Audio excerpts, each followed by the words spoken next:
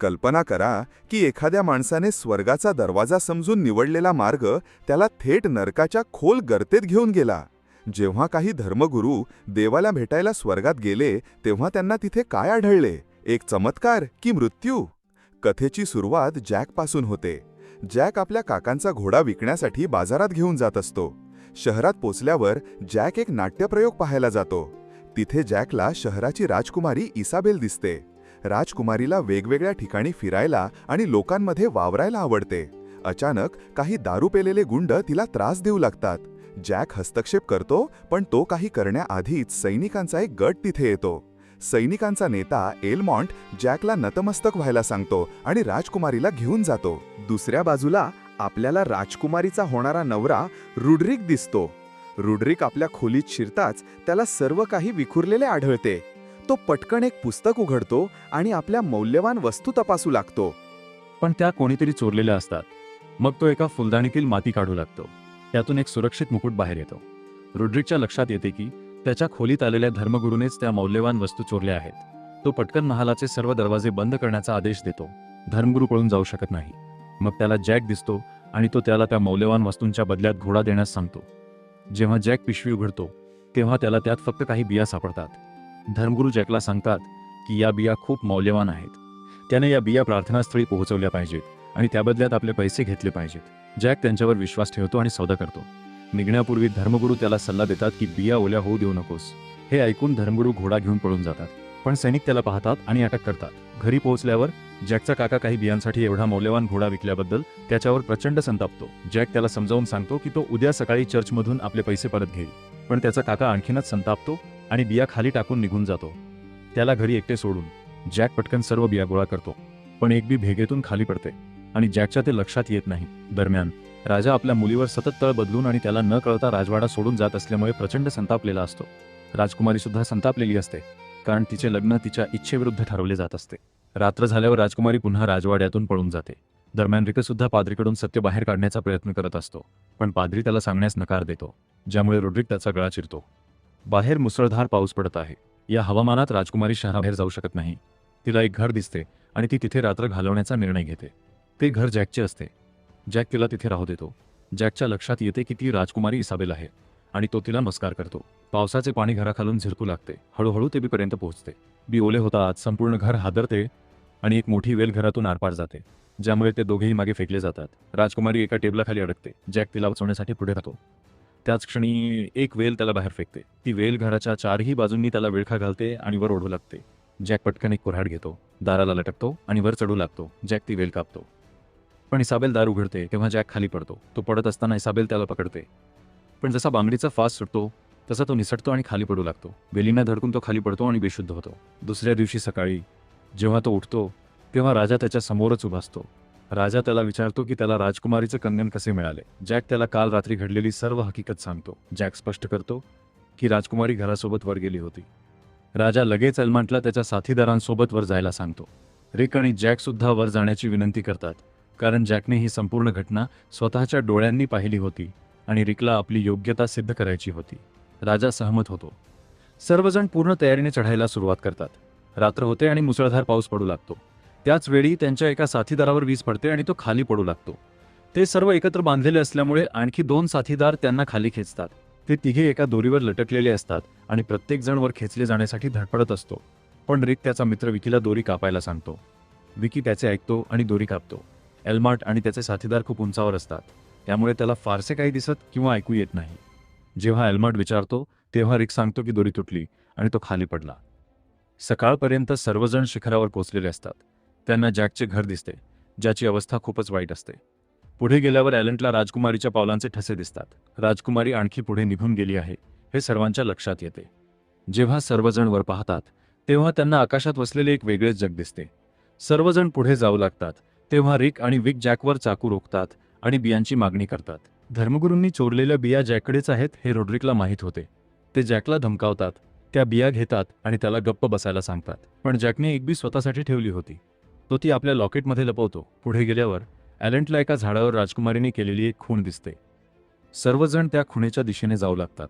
आणखी पुढे क्रोला दुसरी एक खूण दिसते, जी फक्त अर्धी कापलेली असते आणि वरची झुडपे तुटलेली असतात. मग जॅकला एक पुस्तक दिसते जे त्याने राजकुमारीला दिले होते. जॅक सर्वांना हे सांगतो. राजकुमारी जवळपासच असावी असा ते विचार करतात. एल्मॉन्ट आपल्या एका साथीदाराला रिक्सोबत प्रवाहाच्या विरुद्ध दिशेने जायला सांगतो, तर तो स्वतः जॅक क्रो दुसऱ्या दिशेने जातो. पाऊस सुरू होत असतो. एल्मॉन्टच्या गटाला मोठ्या संख्येने मेंढ्या दिसतात. जॅक आणि क्रो त्यापैकी एकाची शिकार करण्यासाठी पाण्यात जातात, पण तिथे एक सापळा आहे ज्यात ते दोघेही अडकतात. जॅक पटकन दोरी कापतो. त्याच वेळी एल्मॉन्टला सर्व पक्षी आणि प्राणी पळून जाताना दिसतात. जॅक दोरी कापतो, ज्यामुळे क्रॉयला निसटून एका झाडामागे लपायला संधी मिळते. त्याच वेळी जंगलातून जड पावलांचा आवाज येतो. जॅकला 2 मोठे पाय दिसतात. मग जंगलातून एक मोठा जायंट बाहेर येतो. त्याला पाहून जॅक पाण्यात आडवा होतो. जॉय त्यांच्या जवळ येतो आणि मेंढीला खायला लागतो. जॉयला एक विचित्र वास येतो.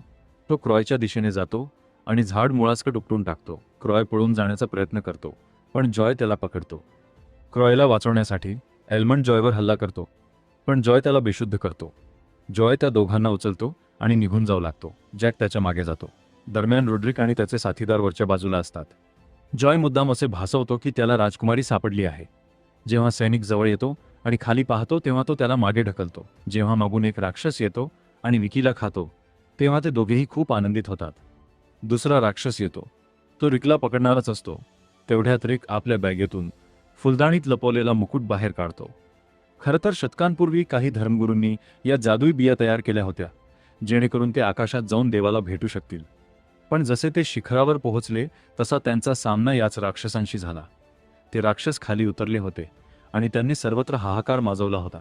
राजा एरिकच्या सांगण्यावरून धर्मगुरूंनी एका राक्षसाचे हृदय वितळवले आणि त्यापासून एक मुकुट तयार केला.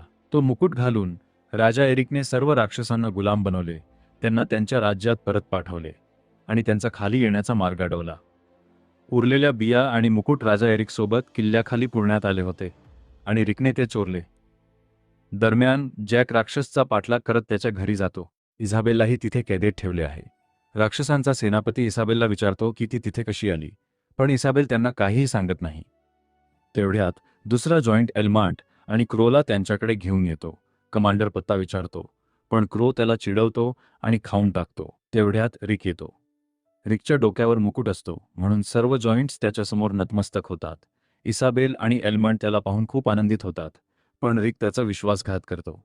त्याला या जगावर राज्य करायचे असते, म्हणून तो सर्व जॉईंट्सना उद्या सकाळी पृथ्वीवर हल्ला करण्याचा आदेश देतो. जॉईंट प्रिन्सेस आणि एल्मांटला घेऊन जात असताना जॅक त्यांना पाहतो. जॉईंट त्यांच्यासाठी मेजवानीची तयारी करत असतो. तो एल्मांटला गुंडाळून शिजवण्याची तयारी करत असतो. जॅक तिथे येतो. जॅक एल्मांटला स्वतःला सोडवण्यासाठी एक चाकू देतो. जॉईंट एल्मांटला थेट भट्टीजवळ ठेवतो. संधी साधून जॅक दोरीच्या सहाय्याने वर चढतो. जॉईंट प्रिन्सेसला चावायला लागतो तेव्हा जॅक वरून उडी मारतो आणि एका मोठ्या चाकूने त्याच्या मानेवर अचूक वार करतो. चाकू काढण्याच्या प्रयत्नात जॉईंट एका भिंतीवर आदळतो आणि जागीच ठारतो. ते तिघे निघतात, पण खाली जाणाऱ्या वाटेवर पोहोचताच तिथे एक राक्षस झोपलेला असतो. जॅक एक युक्ती शोधून काढतो. तो एल्मांटला सोबत घेतो आणि त्याच्या हेल्मेटमध्ये मधमाशांचे पोळे ठेवतो. माशा चुकवत तो राक्षस खाली पडतो. एल्मांट जॅक आणि राजकुमारीला खाली जायला सांगतो, पण तो मागेच थांबतो कारण मुकुट रिकडे असतो आणि एल्मांट तो त्याच्याकडून परत घेणार असतो. खाली असलेली वेल पाहून राजा ती कापण्याचा आदेश देतो, कारण ती न कापल्यास आणखी वेली खाली येण्याचा धोका असतो. आपल्या प्रजेचे रक्षण करण्यासाठी तो ती कापण्याचा आदेश देतो. जॅक आणि इसाबेल अजूनही वाटेवरच असतात. त्यांना वाटत असते की त्यांच्या स्वागताची तयारी सुरू आहे. दुसऱ्या दिवशी रिक सर्व राक्षसांना खाली घेऊन जाणाऱ्या वाटेजवळ पोहोचतो.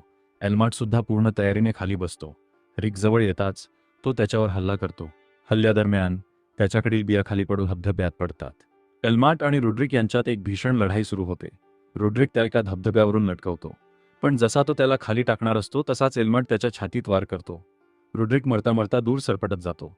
एल्मांट मुकुट घेणार इतक्यात जॉईंट कमांडर त्याला उचलतो, त्याच्या बोटात घालतो आणि राजा बनतो. आता सर्व राक्षस त्याच्या आज्ञेचे पालन करतात. खाली ती वेलसुद्धा तुटलेली असते, पण जॅक आणि इसाबेल अजूनही वरच असतात. एल्मांट त्या वेलीसोबत उडी मारतो. जॉईंट्स इतके जवळ आल्यामुळे खाली पोहोचू शकत नाहीत. जॅक आणि इसाबेल एका देवमाशावरून घसरत येतात आणि चिकट माशांच्या ढिगाऱ्यावर उतरतात, ज्यामुळे ते दोघेही वाचतात. एल्मांट सुद्धा किल्ल्याबाहेरच्या पाण्यात उडी मारून निसटतो. राजकुमारीला जिवंत पाहून राजाला खूप आनंद होतो. इसाबेल सांगते की जॅकने तिचा जीव वाचवला. त्या बदल्यात राजा त्याला सोन्याची नाणी देतो आणि निघून जातो. जॉईंट सुद्धा परत जात असताना किंग जॉईंटला बिया दिसतात. तो लगेच त्या पाण्यात फेकून देतो, पाण्याला स्पर्श करताच त्या वेली पुन्हा जमिनीकडे उगवू लागतात. सर्व जॉईंट्स भुकेल्या सिंहांप्रमाणे त्या वेलींना घट्ट पकडून बसतात. खाली जॅक आपल्या घोड्याशी बोलत असतो तेव्हा त्याला पाण्यात त्या वेली दिसतात. तो वेगाने शहराच्या दिशेने धावतो. जॅक बाकीच्या सर्वांना पळून जायला सांगतो. त्याच वेळी जॉईंट्स मागून येतात आणि एकामागून एक सर्व घोडेस्वारांना ठार मारू लागतात. राजा आणि इसाबेल राजवाड्यात पोहोचतात, पण जॅक अजूनही मागेच असतो. एल्मार्टच्या आज्ञेनुसार राजवाड्याचा दरवाजा बंद होऊ लागतो. जॅक आपला घोडा पूर्ण वेगाने पळवून आत शिरतो. किंग जॉईंट सुद्धा पुलाला लटकून राहतो, पण सैनिक त्याला बाणांनी ठार मारतात. त्याला पाण्याखाली एक गुप्त दरवाजा दिसतो. दरम्यान राजाला कळते की तो जॉईंट्सना जास्त काळ रोखू शकत नाही. मग जॉईंट्स पुन्हा तो दरवाजा उघडायला लागतात. राजा इसाबेल आणि जॅकला एका टॉवरवर जाण्याचा आदेश देतो, जेणेकरून ते इतर राज्यांना सावध करण्यासाठी आकाशातील झरोका पेटवू शकतील. जॅक आणि इसाबेल लगेच निघतात. जॉईंट्स ते औषध उघडण्यासाठी सर्वतोपरी प्रयत्न करतात. ते आकाशातून झाडे जाळून राजवाड्यात फेकू लागतात, ज्यामुळे अनेक सैनिक मारले जातात. दरम्यान जॅक आणि इसाबेल निघत असतानाच पाण्यातून आलेला तो जॉईंट जमतून बाहेर येतो. जॅक आणि इसाबेल लपतात, पण जॉईंटला त्यांचा वास येतो आणि तो त्यांना शोधून काढतो. ते टॉवरमधून पळून सर्वात वरच्या मजल्यावर जातात. त्याच वेळी पळून जाणाऱ्या इसाबेलला जॉईंट पकडतो. जॅक एक शस्त्र घेतो आणि त्याला मारण्यासाठी उडी मारतो, पण दुसरे एक डोके त्याला पाहते आणि जॅकला खाणार असते. जॅक आपल्या लॉकेटमधून बी काढतो आणि जॉईंटच्या तोंडात फेकतो. बी पाण्याला स्पर्श करताच ते जॉईंटला फाडून बाहेर पडते. जॉईंटचा हात जॅकच्या अगदी जवळ पडतो. पलीकडच्या बाजूला इतर जॉईंट सुद्धा दरवाजा उघडतात. ते आत शिरण्याचा प्रयत्न करतात तेव्हा दुसरा एक लोखंडी दरवाजा लावलेला असतो, पण जॉईंट्स तो सहजपणे तोडून टाकतात. ते कोणालाही ठार मारण्याआधीच सर्व जॉईंट्स गुडघ्यावर कोसळतात.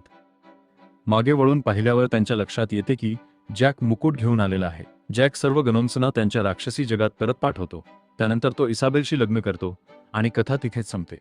मित्रांनो, जर तुम्हाला हे स्पष्टीकरण आवडले असेल तर कृपया आम्हाला कमेंट्समध्ये कळवा.